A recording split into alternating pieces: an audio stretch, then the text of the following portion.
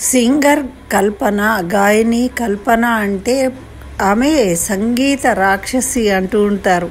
అంటే అంత అద్భుతమైన పాటను క్లాసికల్గాను పాడగలదు, అతి మాస్ సాంగ్స్ కూడా అంత అద్భుతంగా పాడగలదు అని ఆమెకు చాలామంది తోటి గాయకులు మను గారు, బాలు గారు కూడా రాక్షసి అని అంటూ ఉంటారు అని చెప్తూ ఉండేది.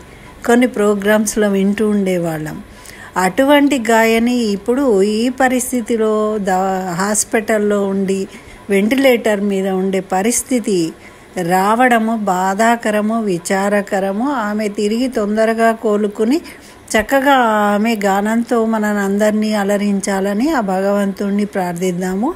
అయితే మధ్యలో ఈవిడ కొంతకాలంగా ఏ కారణంగానో తెలియదు కానీ క్రిస్టియానిటీ వైపు వెళ్ళినట్టుగా సమాచారం కూడా ఉంది.